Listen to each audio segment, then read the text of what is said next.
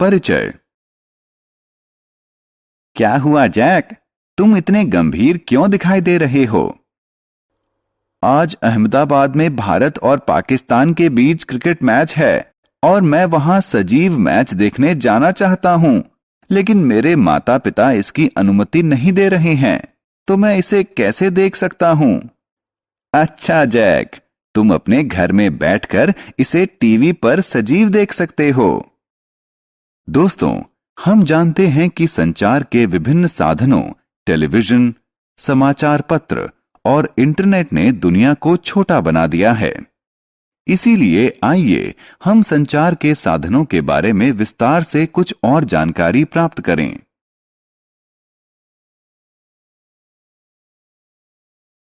आओ सीखें। समाचार पत्र को समझना, पत्र और टेलीग्राम के बारे में बताना, रेडियो और टेलीविजन के बारे में जानना, टेलीफोन, पेजर और मोबाइल फोन के बारे में बता पाना, टेलेक्स, फैक्स, इंटरनेट और ईमेल के बारे में जानना।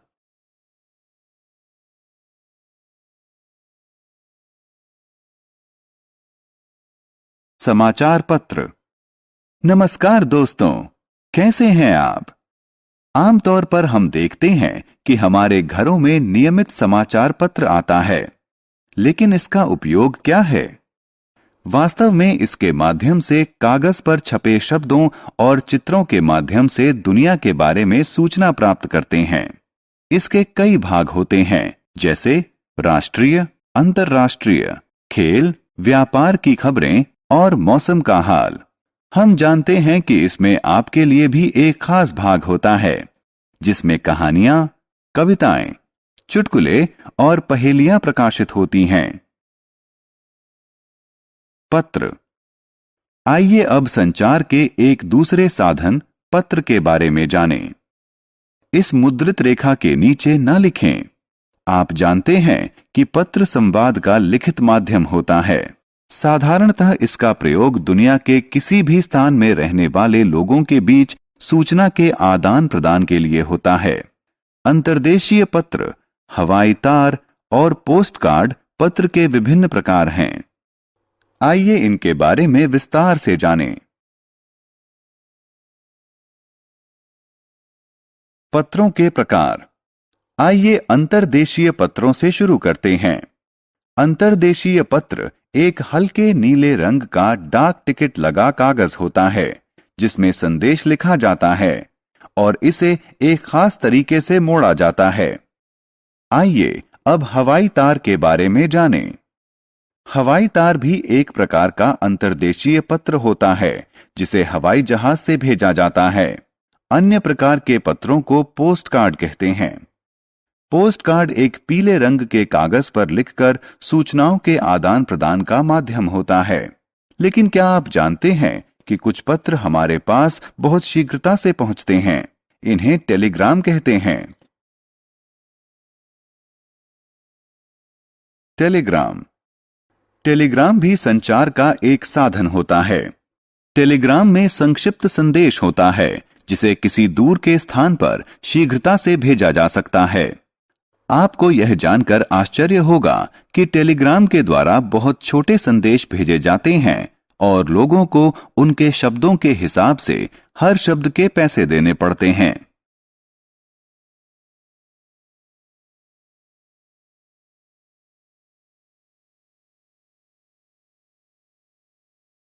रेडियो और टेलीविजन। लेकिन क्या आपने उन लोगों के बारे में सोचा है जो पढ़ नहीं सकते? फिर वे दुनिया से कैसे जुड़ते हैं? जो लोग पढ़ना नहीं जानते, वो रेडियो और टेलीविजन के माध्यम से दुनिया के बारे में समाचार प्राप्त कर सकते हैं। हम रेडियो पर समाचार और अन्य दूसरे कार्यक्रम जैसे कि गीत सुन सकते हैं। दूसरी तरफ टेलीविजन संचार का एक श्रव्य दृश्य माध्यम है। ऐसा माध्यम जिससे हम दुनिया में होने वाली घटनाओं को देख और सुन सकते हैं। घर पर बैठे बैठे ही हम टेलीविजन पर गीत, फिल्में, समाचार, शिक्षाप्रद कार्यक्रम और खेल देख सकते हैं। टेलीफोन। आइए अब हम संचार के एक अन्य संचार माध्यम टेलीफोन की तरफ बढ़ें। वास्तव में टेलीफोन का प्रयोग टेलीफोन के तारों की सहायता से संदेश के आदान प्रदान के लिए किया जाता है। यह हमें दुनिया के किसी स्थान पर बैठे हुए व्यक्ति से बात करने में मदद करता है। दिन प्रतिदिन तकनीकी में होने वाले विकास के साथ टेलीफोन का स्थान पहले पेजर ने लिया और उसके बाद मोबाइल फोन ने। आइए अब इनके बारे में और जानें।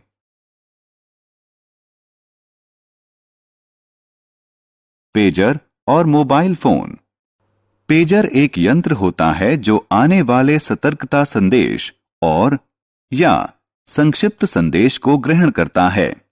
यह यंत्र उन लोगों के लिए उपयोगी है जिन्हें किसी के टेलीफोन कॉल आने की उम्मीद हो और वो कॉल लेने के लिए या तत्काल वापस कॉल करने के लिए टेलीफोन यंत्र के पास उपलब्ध न हो।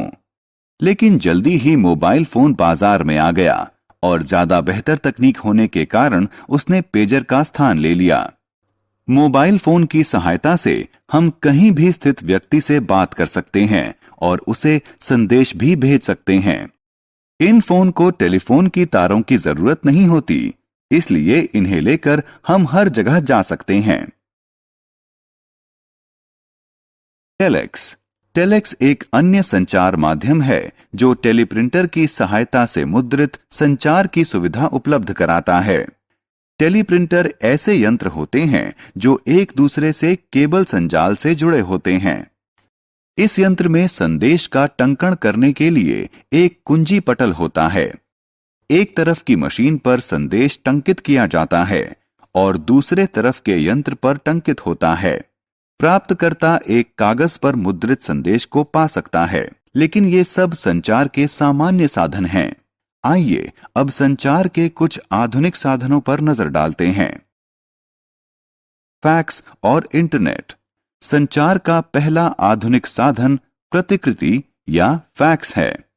वास्तव में यह एक इलेक्ट्रॉनिक यंत्र है जो पत्र, आकृति और रेखा चित्र को हस्तलिखित या मुद्रित रूप में तत्काल भेजता है। क्या आप जानते हैं कि फैक्स मशीन कैसे काम करती है? टेलीफोन के तारों के प्रयोग से फैक्स मशीन किसी दस्तावेज की हूबहू प्रति को प्राप्तकर्ता मशीन तक भेजती है। इलेक्ट्रॉनिक मेल या पत्र, जिनका लोकप्रिय नाम ईमेल है, भी संचार का आधुनिक साधन है। यह कार्यालयों में लोकप्रिय है। यह कंप्यूटर और इंटरनेट के माध्यम से टंकित संदेश भेजने का आधुनिक या विकसित तरीका है। यह संदेश को सचमुच ही बहुत तेजी से भेजते हैं, करीब कुछ ही सेकंड के अंदर। इंटरनेट की सहायता से होने वाले वॉइस चैट और वीडियो चैट भी संचार के आधुनिक साधन हैं। हमने क्या चर्चा की? समाचार पत्र हमें कागज पर मुद्रित शब्द और चित्र के माध्यम से सूचना देता है। पत्र कलम की सहायता से कागज पर लिखा संदेश होता है। अंतर्देशीय पत्र, हवाई तार और पोस्ट कार्ड विभिन्न प्रकार के पत्र होते हैं। टेलीविजन हमें दुनिया को देखने और सुनने में सहायता करता है।